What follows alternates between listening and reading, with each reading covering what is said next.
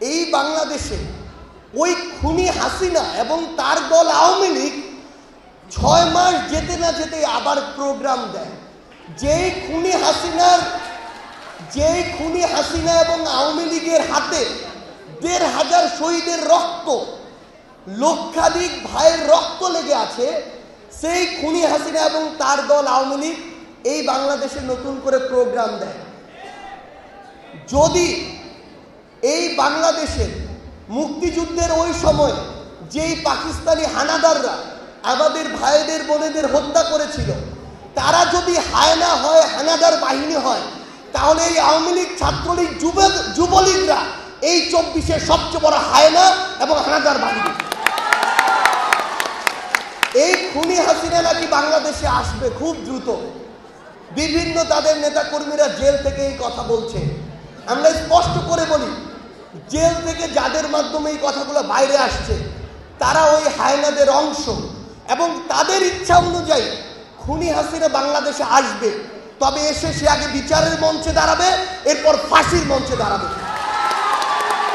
আমরা শুধু ইয়াং জেনারেশনের কাছে একটা কমিটমেন্ট নিয়ে যাই, ওই খুনি হাসিনা এবং তার সন্ত্রাসী আওয়ামী লীগ, যুবলীগ, ছাত্রলীগ যদি আবার রাজপথে নামে, তবে সাময়িক সময়ের জন্য হলেও আমাদের ইয়াং জেনারেশনকে ঐক্যবদ্ধভাবে আবার রাজপথে নামতে হবে। আমরা কি এই জায়গায় কমিটেড? আমাদের একটু হাত তুলে দেখাতে হবে।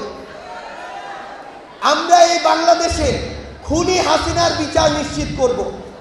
আমরা এই একটা জায়গায় কমিটেড। যদি আমরা এটা না থাকি, 24 সালে 1,500 মানুষের জীবন গিয়েছে, 2,000 মানুষের জীবন গিয়েছে। আজকে থেকে আর এক যুগ পরে হয়তো 10,000 মানুষের জীবন যাবে। সেই কাজ, সেই সুযোগ আমরা কখনো হতে দিতে পারি না।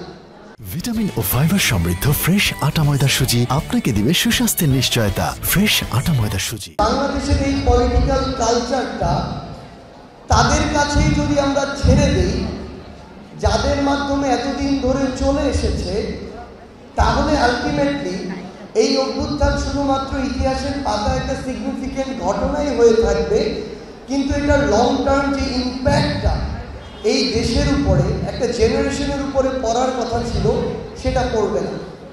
সো সবচেয়ে গুরুত্বপূর্ণ বিষয় হচ্ছে, আমার সামনে ইয়াং জেনারেশনের যারা প্রতিনিধি আপনারা আছেন, এই অভ্যুত্থানে আপনারা যেমন রাজপথের সামনে সারিতে থেকে এই অভ্যুত্থানের লিড নিয়েছেন, আগামীর বাংলাদেশ গড়ার ক্ষেত্রে আপনার এই লিডটা নিতে হবে। অভ্যুত্থান শেষ হয়ে গিয়েছে, এখন যদি আপনারা আপনাদের জায়গাটা ছেড়ে দেন, তাহলে এতদিন ধরে চলে আসা কালচারের যারা স্টেক হোল্ডার ছিল, তারা বিভিন্ন রূপে বিভিন্ন গোষ্ঠীর দ্বারা রিপ্রেজেন্টেড হয়ে আবার ওই একই কালচারগুলো আজকে থেকে কিছু মাস বা কিছু বছর পরে এই বাংলাদেশে আবার স্ট্যাবলিশ করবে। আমরা আমাদের জায়গা থেকে এই একটা বিশাল জেনারেশনাল গ্যাপ দেখতে পাচ্ছি। আমরা যেভাবে ভাবি, চাই, এভাবে কেন জানি যারা তথাকথিত রাজনীতি করে এসেছেন, যেই দলেরই হোক না কেন, যাদের সাথে আমাদের বয়সের একটা বড় পার্থক্য রয়েছে, চিন্তার বড় পার্থক্য রয়েছে, তারা আমাদের মতো করে এখনো ভাবছেন না। এবং সবচেয়ে দুঃখজনক, অভ্যুত্থানের পরবর্তী সময়েও তাদের এই ভাবার যে একটা ভিতর থেকে একটা চাহিদা আসা উচিত, সেটা এখন পর্যন্ত আসেনি, সেটা আমরা দেখছি না। আমি মনে করি এখানে যারা আমার সামনে রয়েছে সকলে আমার সহযোদ্ধা। সহযোদ্ধাদের সামনে আমরা কিছু জিনিস একদম ফ্র্যাঙ্কলি বলতে চাই। এখনো আমরা যখন দেখি আমাদের এই অভ্যুত্থান পরবর্তী সময়ে রাষ্ট্রের গুরুত্বপূর্ণ জায়গায় ডিসিশন মেকিংয়ে, পলিসি মেকিংয়ে বিভিন্ন গোষ্ঠী বলি, বিভিন্ন দল বলি, বিভিন্ন মানুষ বলি, তারা এখন পর্যন্ত এই মানসিকতায় আসতে পারেনি যে এটা চিন্তা করবে কে মানুষের জন্য ভালো, কে দেশের জন্য ভালো। বরং তারা চিন্তা করে যাকে বসাচ্ছি সে আমার ম্যান কিনা, যাকে বসাচ্ছি সে আমার স্বার্থ সার্ভ করবে কিনা। সো এই টাইপের মেন্টালিটি নিয়ে এখন পর্যন্ত ওই মানুষগুলো সামনে আসছে এবং কাজ করার চেষ্টা করছে। আমরা এটা বিশ্বাস করি, আমার সামনে যে ইয়াং জেনারেশন আছে তাদেরকে শিক্ষা প্রতিষ্ঠান পড়াশোনা ছেড়ে আবার রাস্তায় নামতে হবে, নো, এটার প্রয়োজন নাই। আমাদের যে পড়াশোনা এটা আমাদের মতো করে চলবে, আমাদের যে অন্যান্য কাজ সেগুলো চলবে। ওই অভ্যুত্থান বা বিপ্লবের ডিমান্ড ছিল আমরা রাজপথে যাব, কিন্তু এখনকার ডিমান্ড হচ্ছে আমরা ভালোটাকে ভালো বলবো, খারাপটাকে খারাপ, সত্যটাকে সত্য, অন্যায়টাকে অন্যায়, সেটা যে কোনো দলেরই হোক না কেন। আমরা মনে করি এই ইয়াং জেনারেশন এখন এত বড় একটা ফোর্স, যেই ফোর্স নিয়ে so called every type of politicians are in threat. তারা থ্রেট হচ্ছে মেন্টালি। তারা ভেবেই নিচ্ছে যে তারা আসলে এতদিন ধরে যে কালচারে এসেছে, এই কালচারে তারা ইয়াং জেনারেশনের চিন্তা ভাবনার সাথে খাপ খাওয়াতে পারছে না। সো দ্যাট তারা আমাদের সবাইকে আমাদের জায়গা থেকে, ইভেন আপনাদের মধ্যে যাদের পলিটিক্যাল ওই সংসদে নিজেকে রিপ্রেজেন্ট করার চিন্তা নাই, কিন্তু নিজের একটা আলাদা পার্সোনালিটি আছে, গার্ডস আছে, সত্যিকার কথাটা বলার মতো সাহস আছে, আপনাদেরকেও অনেক so called politician potential threat মনে করে।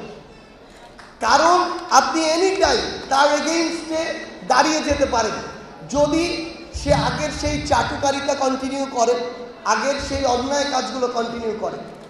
সো আমাদের এই ইয়াং জেনারেশন এখন সবচেয়ে বড় কাজ হচ্ছে, আমাদের ডিরেক্টলি পলিটিক্সে যেতে হবে এমনটা না, কিন্তু আমাদের মাথায় এটা রাখতে হবে যে ওই পলিটিশিয়ান যারা আমাদেরকে রিপ্রেজেন্ট করে সংসদে যায়, তারা আমাদেরকে নিয়ে, দেশের জনগণকে নিয়ে, পুরো দেশকে নিয়ে পলিসি নির্ধারণ করে।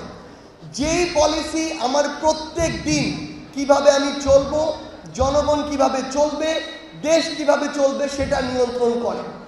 সো ওই পলিসি মেকিংয়ের যে মানুষগুলো, তাদের সম্পর্কে আমাদের সচেতন হতে হবে, আমাদেরকে পলিটিক্যালি সচেতন হতে হবে।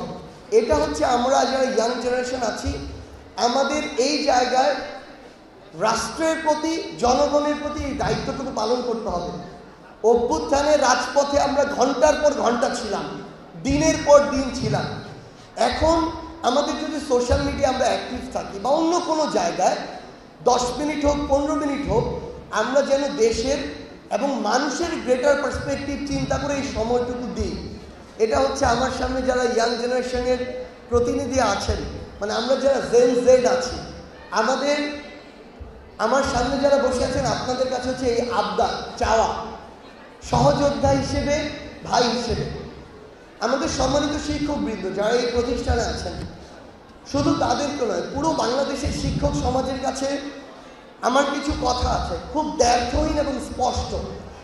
আমি মনে করি আমাদের সম্মানিত শিক্ষকবৃন্দের অবস্থান শ্রদ্ধার জায়গায়, সম্মানের জায়গায়, যেখানে থাকার কথা ছিল এখন সেখানে নেই। এটার জন্য আমরা সবাই যেমন কিছুটা দায়ী, আমাদের সম্মানিত শিক্ষকবৃন্দও অনেকাংশে দায়ী। কারণটি হচ্ছে শিক্ষকতা যে মহান পেশা, সেই জায়গাটিকে একপাশে রেখে অনেকেই শুধুমাত্র কিছু ব্যক্তিগত ফায়দার জন্য, সুবিধার জন্য, পদবীর জন্য অন্যান্য পলিটিক্যাল নেতা থেকে শুরু করে যাকে পেয়েছে, যাকে তদবির করলে সুবিধা হবে তার কাছে তদবির করেছে এবং পুরো শিক্ষক সমাজকে ছোট করেছে। আমরা মনে করি এই যে ছোট করা, নিজের সাময়িক কিছু সুবিধার জন্য পুরো একটি শিক্ষক সমাজকে আমরা ছোট করছি, এ কারণে আমার শুধু নিজের ব্যক্তিত্ব নষ্ট হচ্ছে না, বরং সামগ্রিকভাবে আমি এমন একটা কালচার তৈরি করছি যে আমার একজন শিক্ষককে আমার একজন পলিটিক্যাল লিডারের কাছে একটা প্রমোশনের জন্য, ভালো পদবীর জন্য ধর্ণা দিতে হচ্ছে। সো এই যে সামগ্রিক কালচারটা, এটা আমাদের সম্মানিত শিক্ষকদের যে অবস্থান, তাদের যে মর্যাদা, এটার হানি ঘটায়। এবং আমাদের সম্মানিত শিক্ষকদের মর্যাদা যখন ডাউন হয়ে যায়, সামগ্রিকভাবে রাষ্ট্রের কাঠামো কিংবা তারা যে আত্মসম্মান নিয়ে শিক্ষার্থীদেরকে শিক্ষা দিতে পারে, সেই জায়গাটাতে বিঘ্ন ঘটে। আমরা আপনাদেরকে অনুরোধ করব, আমি জানি এই প্রতিষ্ঠানে এমন অনেকে আছেন যারা অতীতে এই কাজগুলো করেছেন। আমার জায়গা থেকে স্পষ্ট করে একটি কথা, ভুল অনেকে করেছেন বা করতে বাধ্য হয়েছেন, অনেকে স্বেচ্ছায়, অনেকে অনিচ্ছায়, কিন্তু আগামীতে এই অভ্যুত্থানে হচ্ছে একটা লিটমাস টেস্ট। এই অভ্যুত্থান হচ্ছে নতুন একটা সুযোগ। আমরা অনুরোধ করব আগামীতে শুধু এই প্রতিষ্ঠান নয়, পুরো বাংলাদেশের শিক্ষক সমাজ আপনারা আপনাদের ব্যক্তিত্বটা ধরে রাখবেন। সবার আগে আপনাদের কথা, আপনাদের শিক্ষার্থীদের কথা, আপনার প্রতিষ্ঠানের কথা চিন্তা করবেন। পলিটিক্যাল ওই জায়গাটা চিন্তা করার আপনার প্রয়োজন নেই। একজন শিক্ষক 50 জন রাজনৈতিক ব্যক্তিত্বের চেয়ে সম্মানের অনেক উঁচু জায়গা থাকতে পারে। তো আমরা যেন আমাদের এই জায়গায় আমাদের ফাইট করতে হবে আসলে, কারণ জায়গাটা অনেকটা নষ্ট করে ফেলা হয়েছে। সো এটা রিগেইন করাটা ইম্পর্টেন্ট। সেই জায়গায় যেন আমরা কাজ করি। এবং সামগ্রিকভাবে শুধু একটি কথাই বলতে চাই, আমরা আমাদের চোখের সামনে আমাদের শত শত ভাইয়ের রক্ত দেখেছি, লাশ দেখেছি। আমরা দেখেছি আমাদের ভাইকে পয়েন্ট ব্ল্যাঙ্কে কপালে শুট করা হয়েছে, খুলিটা উড়ে গিয়েছে, মস্তিষ্কটা চুয়ে পড়ছে মাথা থেকে। আমাদের অসংখ্য ভাইকে দেখেছি চোখে গুলি করা হয়েছে, চোখটা খুলে পড়ে যাচ্ছে। তো এই দৃশ্যগুলো আমাদের চোখের সামনে দেখা।